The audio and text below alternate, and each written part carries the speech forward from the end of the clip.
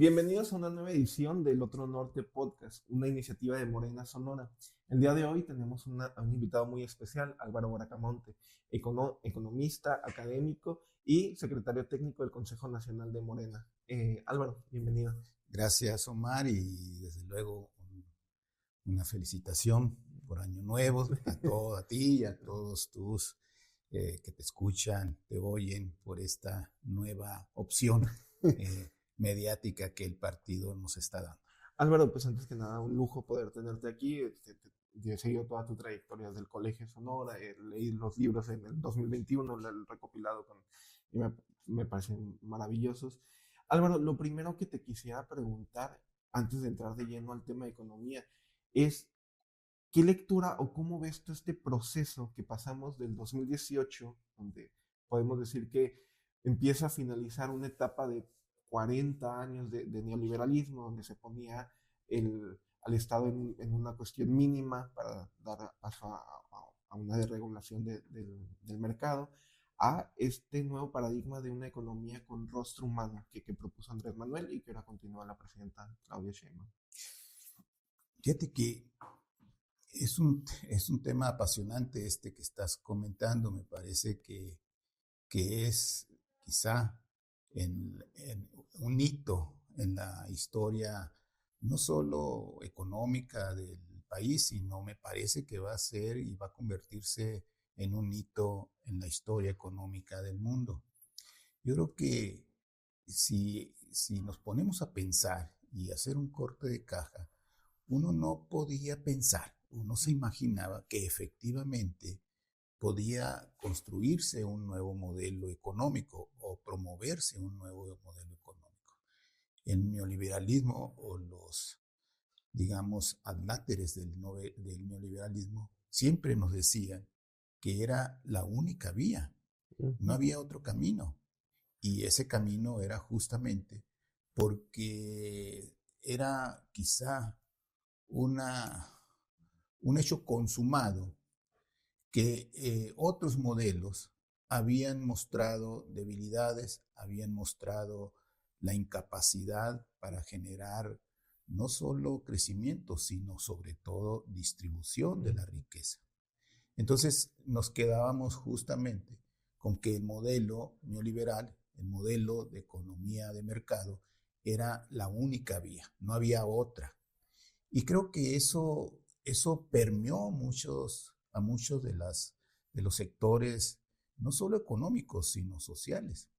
Quizá las principales escuelas de pensamiento económico en el país estaban rendidas a ese paradigma. Me parece que eso era lo que teníamos hasta entonces. ¿Y cuál era uno de esos, digamos, pilares del pensamiento neoliberal? Que tiene que ver, desde luego, con el salario, por ejemplo. Ellos decían que el salario real solo podía incrementarse en función de incrementos en la productividad. Es decir, los salarios se incrementaban de manera notable en la medida en la que la productividad del trabajador se elevaba en esa misma medida. Y evidentemente esta premisa fue predominante durante prácticamente todo el neoliberalismo, desde 1980-82 hasta el 2018. Había, desde luego, una teoría alrededor. La teoría económica neoliberal justamente planteaba que el salario debería de incrementarse en función de los incrementos de la productividad. Pero había otras escuelas de pensamiento completamente distintas a este pensamiento dominante, pero que eran marginales y que decían que la causalidad era totalmente distinta. Es decir, la productividad se incrementa en función de los incrementos en los salarios. Esto que parece muy sencillo, en realidad es un aspecto fundamental de la construcción de una nueva manera de gestionar la economía. Y me parece que eso es lo que tenemos en los últimos años, por lo menos desde el 2018 hasta la fecha. Creo que eso todos lo sabemos. Hemos demolido muchos mitos del neoliberalismo, fundamentalmente este que teníamos enfrente, el del salario real, porque el salario planteado de esa manera, determinado de esa manera, estaba convirtiéndose en el único mecanismo, el único factor de competitividad del país. Era tremendamente vergonzoso que teníamos salarios por debajo incluso de países subsaharianos, es decir, países en los cuales el salario era de hambre y nosotros teníamos salarios comparados a ellos, cuando el país, desde luego, tenía otras cosas que ofrecer en materia de capacidades competitivas. Creo que eso es lo que a mí me parece que es fundamental. Entenderlo de esa manera no es fácil entenderlo, pero creo que los resultados, la evidencia empírica ha demostrado que sí había otro camino. Y ese otro camino justamente es lo que está permitiendo, entre otras cosas, un combate frontal a la pobreza. ¿Sí? La disminución de la pobreza no es necesariamente ligada a los programas sociales que todo el mundo los conoce, sino la pobreza, la reducción sensible de la pobreza, 13.5 millones de mexicanos que han salido de la pobreza, se debe precisamente a que los salarios se han incrementado. Los especialistas en el tema, cuando definen, analizan cuáles son las explicaciones más importantes que permitan entender esta reducción en la pobreza en el país, pues evidentemente la variable medular de esa ecuación es los incrementos en los salarios. ¿Y qué es lo que ha ocurrido? Pues los salarios se han incrementado de manera notable y sin embargo, la inflación no se ha incrementado, que era otro de los motivos por los cuales el neoliberalismo nos decía: no incrementemos los salarios porque esto impactará a la variación en los precios. Y no ha pasado nada. La inflación ha estado contenida, la inflación se ha gestionado de manera bastante eficiente y los salarios se han incrementado en esa misma medida. Igualmente, pues uno decía o uno se pensaba que los salarios, que eran nuestro factor de competitividad en el neoliberalismo, si los incrementabas como se ha hecho, pues eso iba a inhibir la inversión extranjera. Pues resulta que la inversión extranjera está incrementándose de manera notable, los datos ahí están, no nos dejarán mentir, y bueno, pues se han roto récords de inversión extranjera. Eso desde luego permite entender que vamos a tener pues inversión que no depende de los salarios, sino dependen de otros factores, como cuáles, por ejemplo, la ubicación geográfica del país, desde luego, es importante. La, digamos, correspondencia cultural entre Estados Unidos y México, pues es notoria, porque tenemos un tratado de libre comercio, porque hay una relación comercial desde muchos años antes, que no es, por supuesto, parecida a esa relación a la que se puede establecer con otros países del mundo, sobre todo del sudeste asiático. Y claro está que eso nos permite comprender que complementariamente a estos factores, la fuerza de trabajo del país, la fuerza de trabajo mexicana, es de una gran capacidad, ¿sí?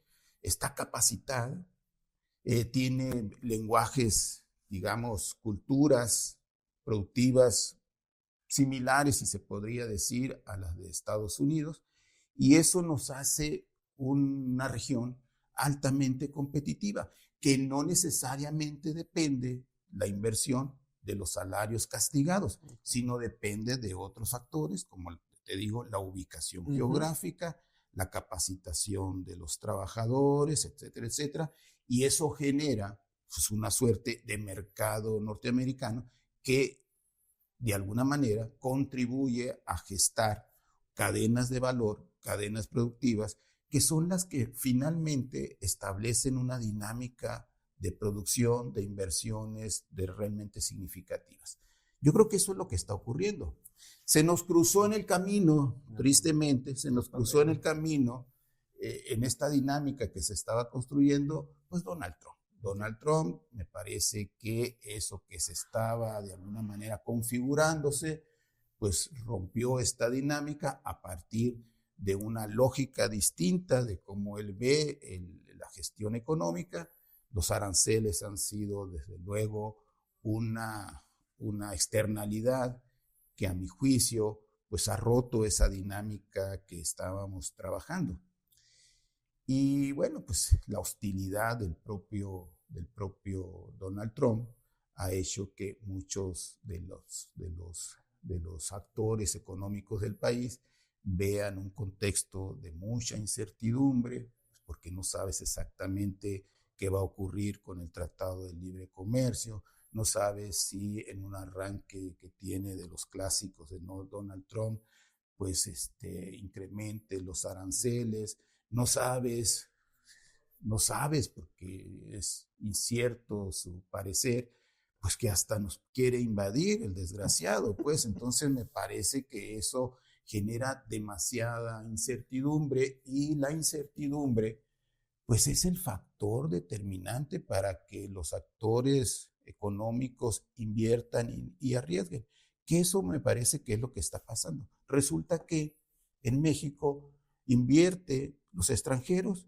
pero los mexicanos no están invirtiendo, entre otras cosas, arguyendo esta incertidumbre o de alguna manera esgrimiendo que la reforma judicial genera incertidumbre y que eso no les permite tener confianza para arriesgar sus capitales. Álvaro, justamente eso le iba a preguntar, ¿cómo se gestiona esa incertidumbre desde un punto de vista económico? Bueno, hay muchas maneras. Lo que pasa es que mucha de esa incertidumbre tiene su origen no en determinantes económicas, sino en determinantes políticas.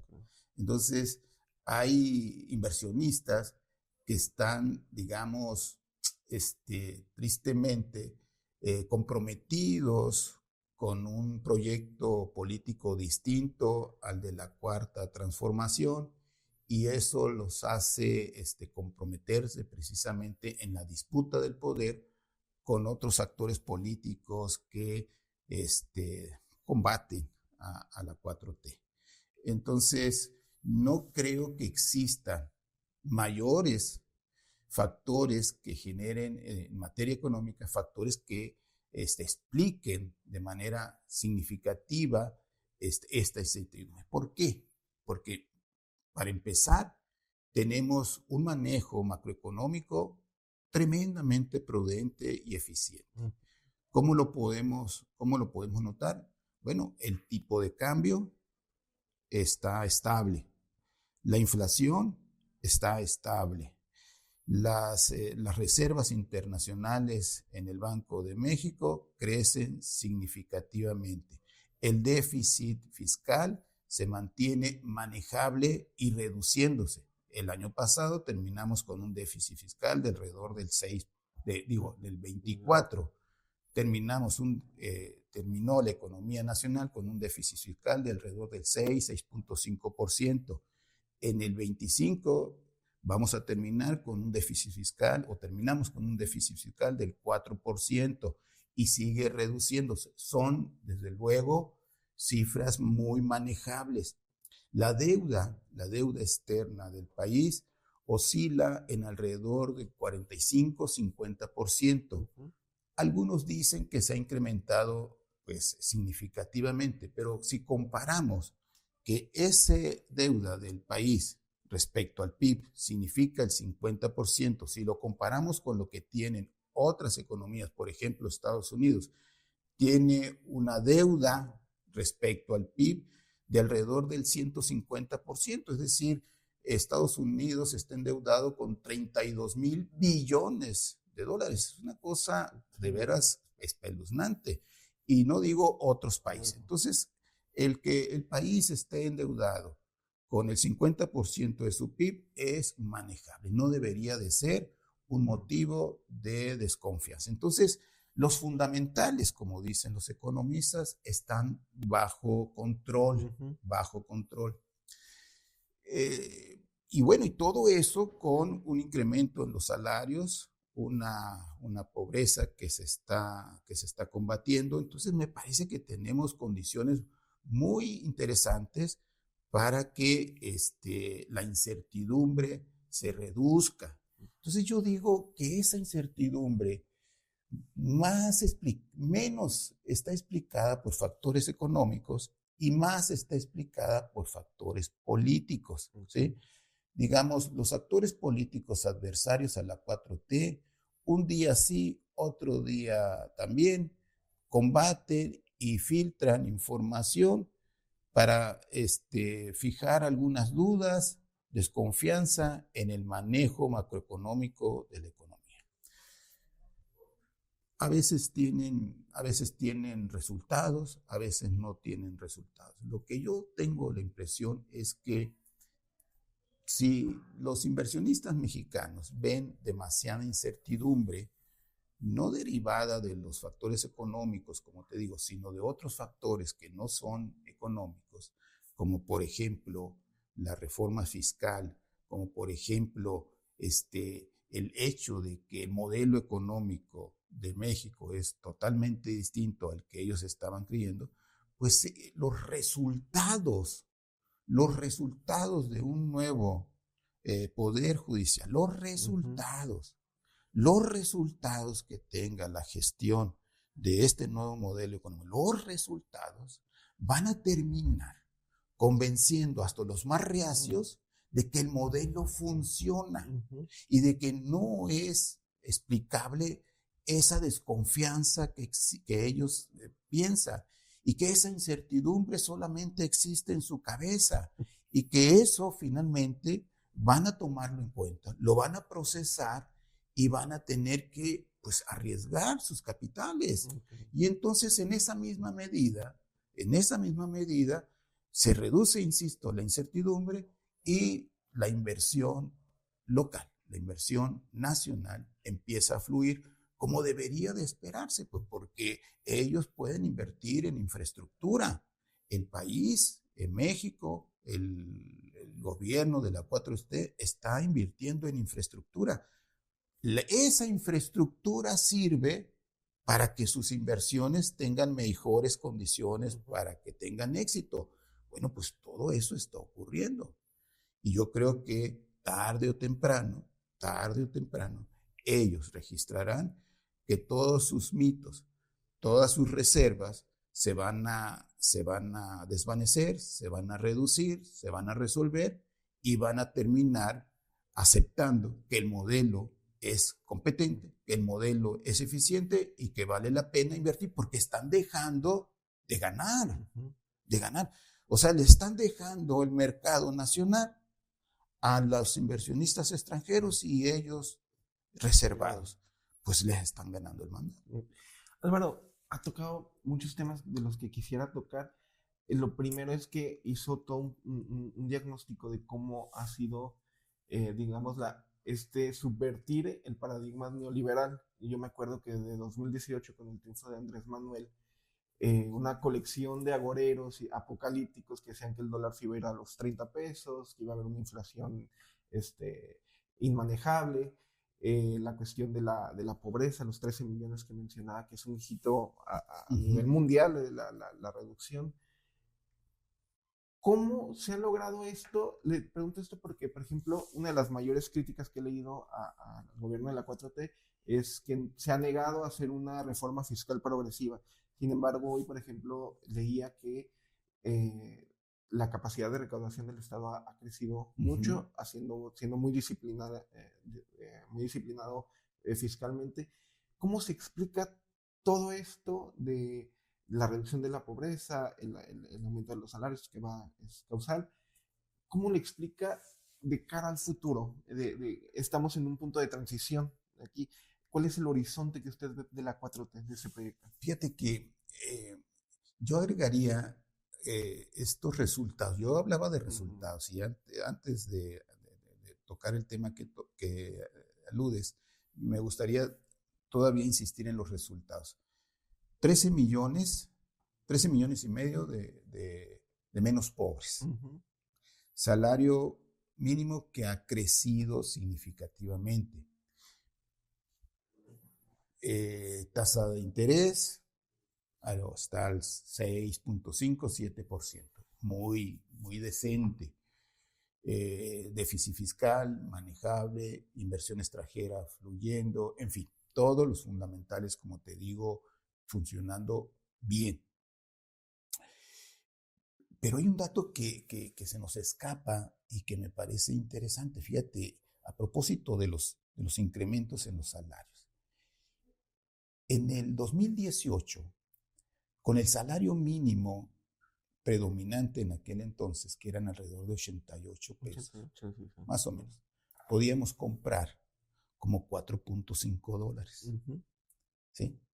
El salario mínimo fronterizo oscila en alrededor de 415, 420.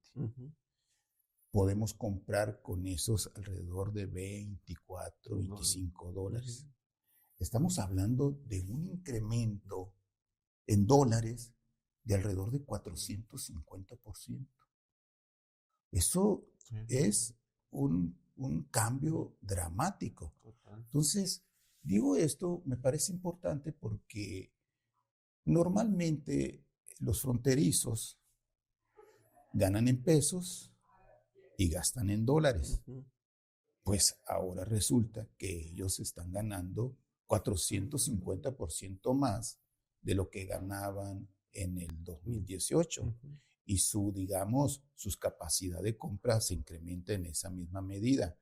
Sus condiciones de vida han mejorado sensiblemente y sin embargo la inversión en maquiladoras sigue allí.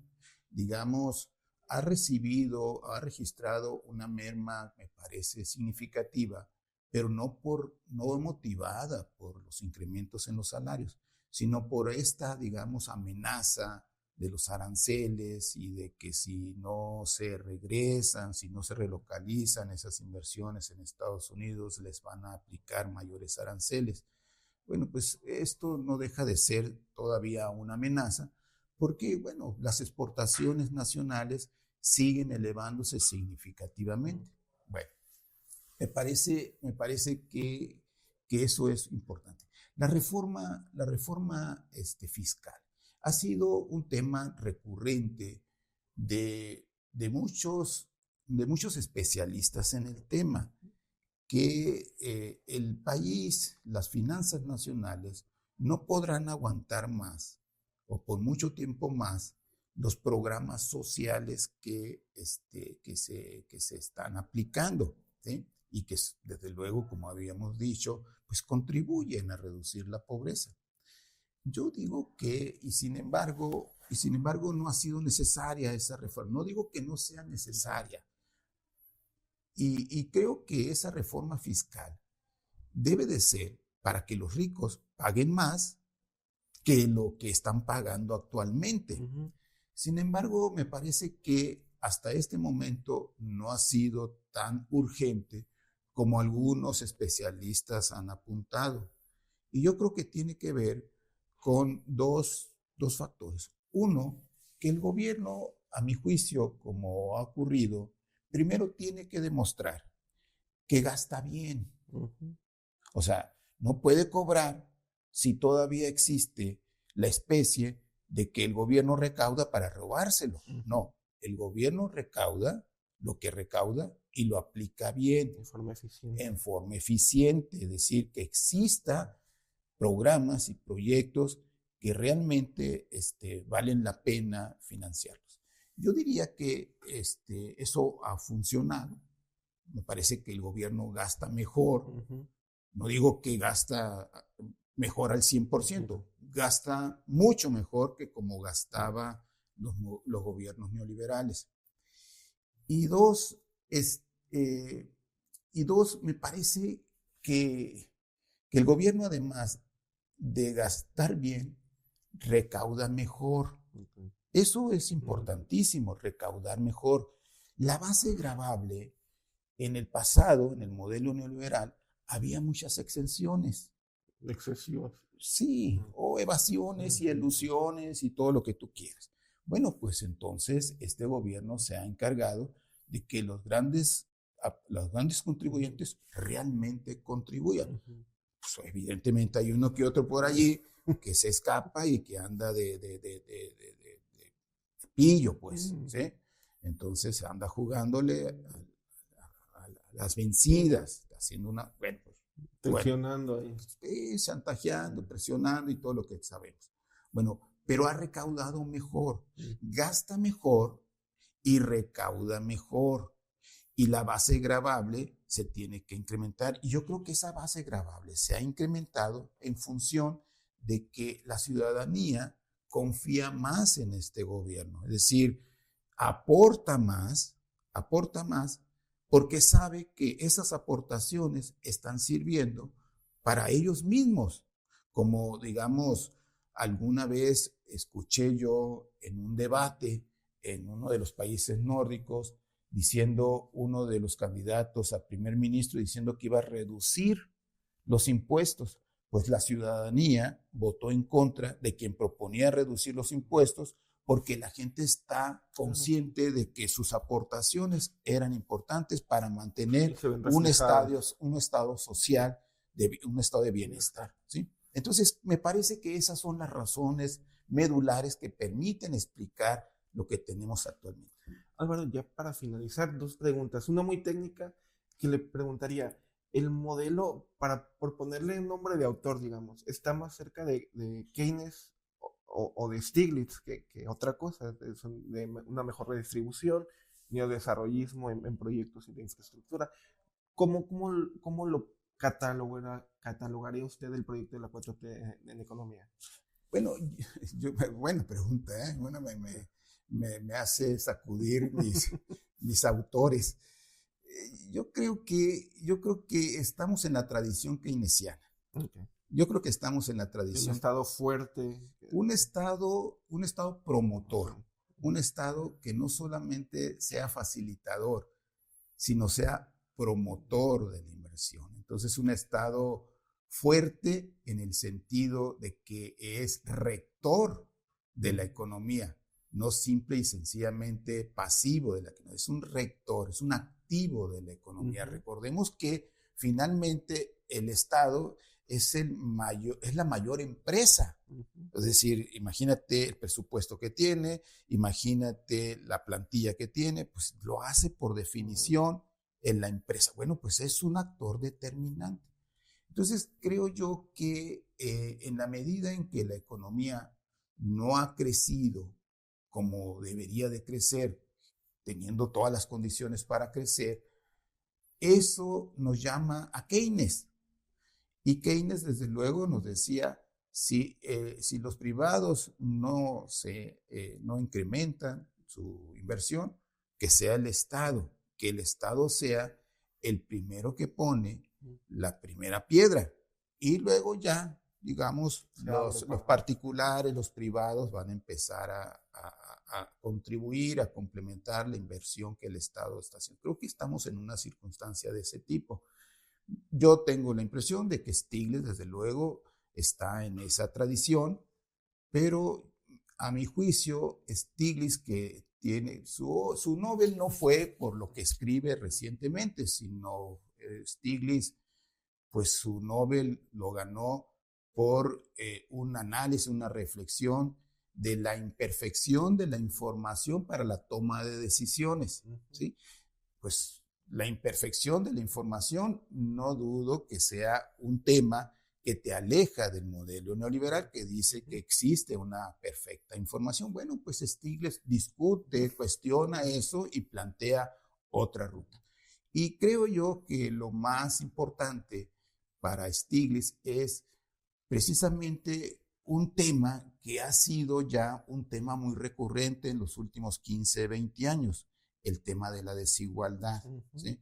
Stiglitz está muy consciente de esa desigualdad, dice que el 1% o el 0.01% pues se apropia de la mayor riqueza del país. Bueno, creo que en eso estamos en la misma lógica. Y todo puede funcionar y puede funcionar si, insisto, los fundamentales macroeconómicos están manejables. Y creo que estamos en esa misma circunstancia. Y ya finalmente, Álvaro, una pregunta para futuro. Hay varios autores que hablan de que estamos entrando a una etapa más postcapitalismo que está basado en la financiarización, donde el capital especula, ya no es productivo, simplemente genera como una tautología. ¿Cómo evitar que México caiga en esas lógicas que están pasando en el norte global? A ver, a ver, otra vez. ¿Cómo se evita seguir teniendo una economía que esté basada en la productividad, en el quehacer, digamos, de las actividades, en vez de caer en donde los grandes capitales, por ejemplo, lo que pasa en Estados Unidos, de que se están, básicamente por poner un ejemplo, las empresas de inteligencia artificial simplemente mueven dinero, o sea, ya no producen como tal un producto simplemente se van moviendo el capital de una para especular, que también pasa en vivienda. Bueno, digamos, la economía, la macroeconomía y la economía en general, pues, tiene ya hay un grado de sofisticación económica que, pues, yo creo que ni en sus mejores momentos de lucidez Keynes se las imaginaba, ¿sí? Entonces es más compleja, mucho más sofisticada. Estamos arribando a una economía donde los servicios es más importante que la producción propiamente dicha, porque los servicios no solamente son comercios y cosas por el estilo, los servicios también tienen que ver con inteligencia artificial, es decir, facilita la productividad. Y si facilita la productividad, me parece que entonces estamos generando nuevos factores para la reactivación de la producción, para la reactivación económica. Bueno, pues digamos que en eso estamos ahora. No me preocupa tanto que nos ensimismemos si esto es lo correcto. Creo que la economía en general está envuelta en ese proceso y la disputa por el liderazgo y por la hegemonía mundial pues está precisamente en eso. ¿Quién es el campeón? ¿Quién es el líder en la generación de la inteligencia artificial? Y creo yo que justamente ese es el tema que nos tiene atorados en este momento, la geopolítica, que eso no son otra cosa que intereses, pues es lo que está siendo determinada precisamente por esta disputa de la hegemonía mundial a propósito de quién es el más sólido para abanderar el nuevo proceso económico que viene. Y en ese terreno me parece que China le lleva la delantera a Estados Unidos, y Estados Unidos, que está rezagándose, se está replegando, pues quiere justamente, viendo esta situación, pues volver a lo básico, y lo básico para ellos es la guerra, el esfuerzo militar, las invasiones, América para los americanos. Y justamente me parece que eso es lo que tenemos. Y ya finalmente, para aterrizar, Álvaro, ¿cómo ve la economía en Sonora? Bueno, la economía de Sonora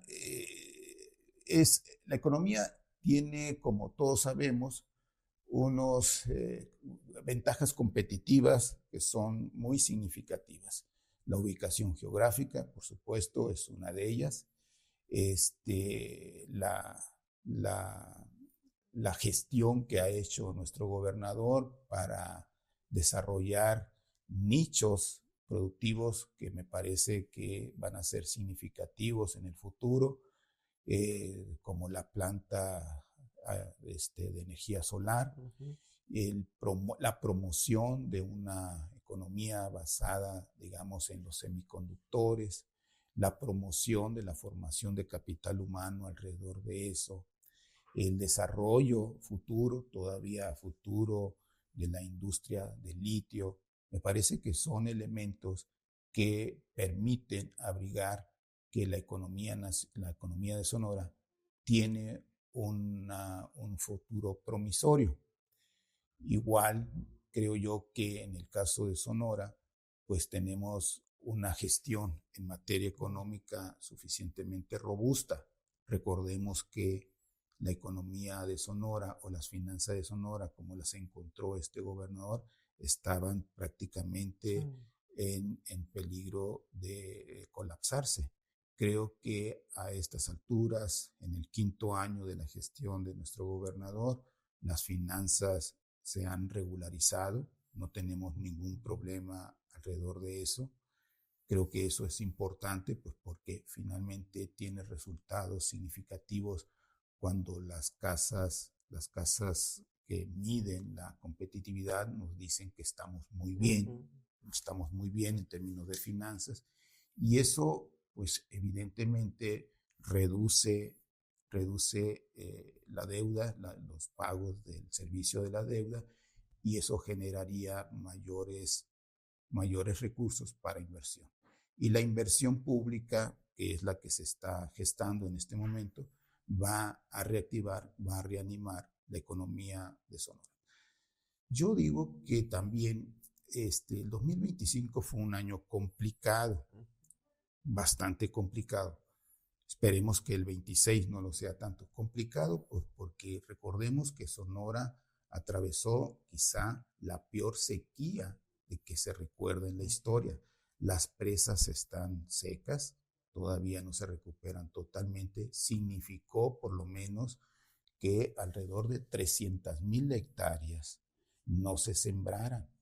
Y eso desde luego afectó el PIB agrícola, 300,000 hectáreas, cuando la frontera agrícola, la superficie sembrada de Sonora, oscila entre 550, 600,000, es decir, la mitad, más de la mitad de la superficie sembrada dejó de sembrarse, y eso impactó todo el sur. Recordemos que Sonora, sus actividades más emblemáticas también son la ganadería, pues se vio afectada por el caso del gusano barrenador, dejó de exportarse, y eso desde luego es importante. Y bueno, pues también tenemos los ajustes que se dieron a propósito de la política arancelaria del gobierno norteamericano. Todo eso en un solo año. Imagínate qué fortaleza debe tener una economía para gestionar, para administrar procesos tan fuertes como los que aquí estoy platicando. Y sin embargo, seguimos caminando. Pienso yo que la actividad económica se va a reactivar. Pienso que el gusano barredor finalmente se va a resolver. Pienso yo que al final vamos a tener un tratado de libre comercio donde Estados Unidos finalmente acepte que somos un socio fundamental para la competitividad de Norteamérica respecto a China. Y eso va a significar mayor confianza, eso va a significar mayores inversiones, y desde luego Sonora en ese contexto, siendo una entidad fronteriza, con gran experiencia en materia laboral, con una cultura manufacturera muy arraigada, pues será uno de los grandes beneficiarios de esa nueva etapa que se arriba. Álvaro, ha sido un gusto y un honor poder escucharte y aprender de ti. Estaremos ahí en seguimiento contigo. Esto fue una nueva edición del Otro Norte Podcast. Los invitamos a que nos sigan la próxima semana. Muchas gracias.